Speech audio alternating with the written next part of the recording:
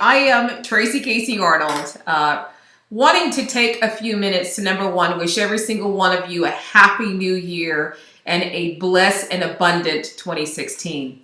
I was sitting here, you see my little Yorkie in the back, but I just concluded probably one of the best days that I've ever had in my life, in probably the whole last 3 years all put together, maybe even 4. And it started off with just being able to work on the plan that God has revealed that He wants for the ministry, and different programs and services that we're going to be able to provide. On top of that, we had a fun and just an amazing show on LA Talk Radio with my co-host and bestie, Monica Silcott. Just had a blast there.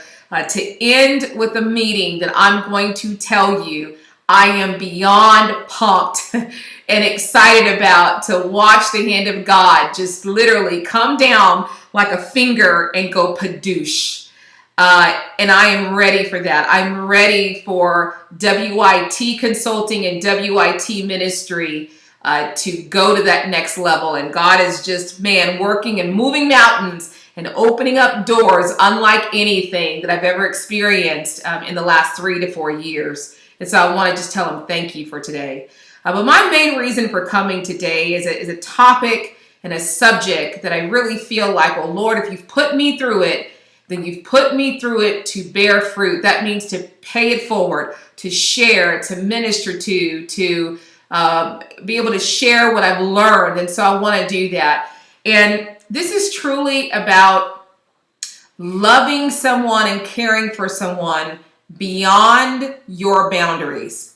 What I mean by that is that we are made to care and be and to love. God says love is the most powerful thing out there. But I also have learned, especially in 2015 and man, in 2012 and 2013, big lessons of mine, that you can love beyond your boundaries in the point of loving someone that you end up becoming responsible for someone.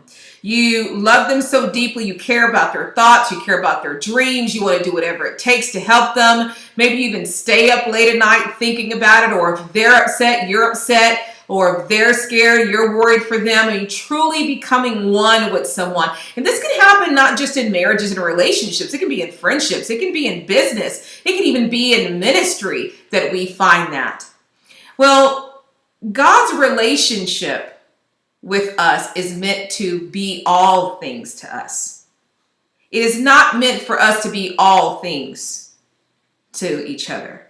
God is the only one that can walk the distance, that can go through the fire completely, that can bear it, that can withstand it, that can handle it, and more importantly, that can deliver that person from whatever challenges, be it their heart, be it their soul, be it finances, be it maybe depression, be it alcohol or drug abuse, you name it. We can only go so far, we can only do so much, because we are not God. We are not all things and can do all things and bear all things for people. And sometimes what happens is we allow ourselves to become responsible for that person.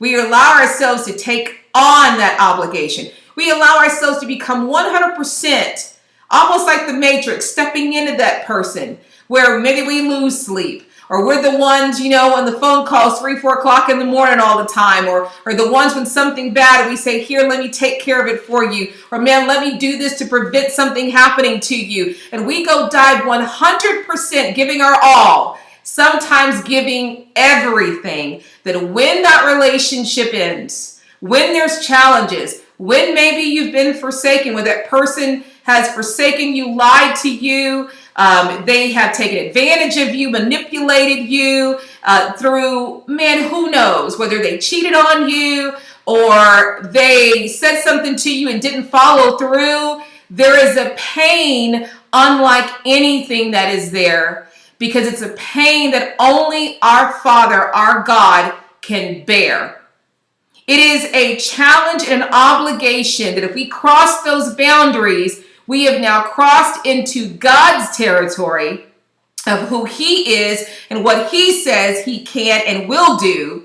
And we've kind of walked in and probably got in the way of God's work. We've gone beyond. And that's why you've heard conversations about healthy boundaries. I mean, with your kids, with your husband, significant other, in ministry, even when it comes to business, you got to have healthy boundaries. The moment that you allow it to cross those boundaries is where you've now created situations that were only meant for God to handle, for God to do, for God to control, for God to be able to bear and deliver. Now you're feeling pain.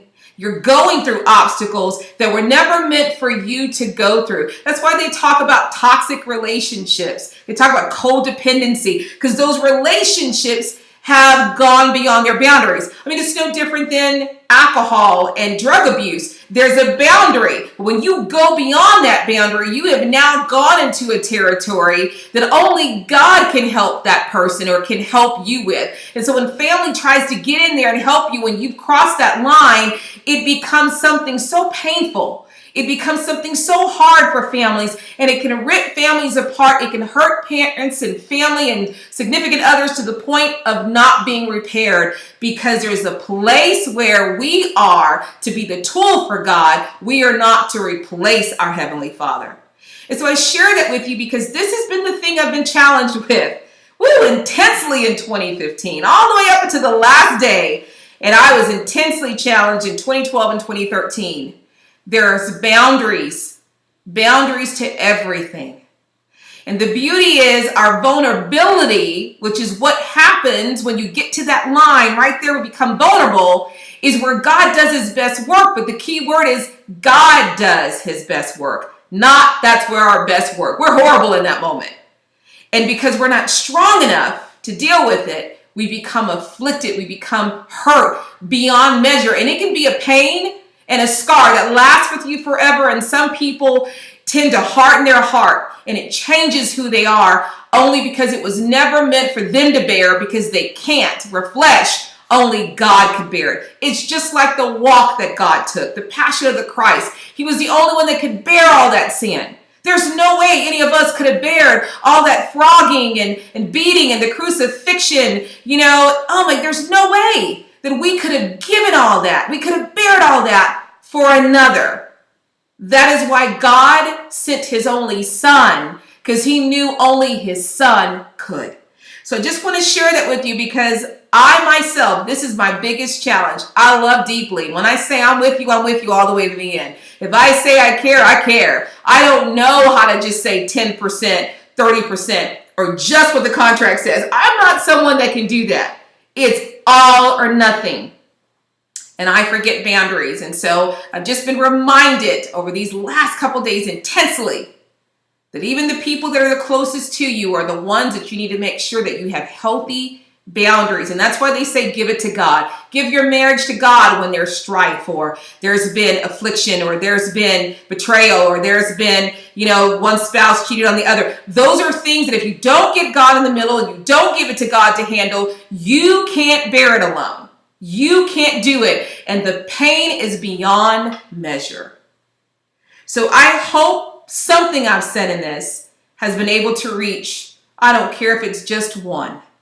But this is my message at the beginning of what I know is going to be the year of the Lord for WIT Consulting and Ministry.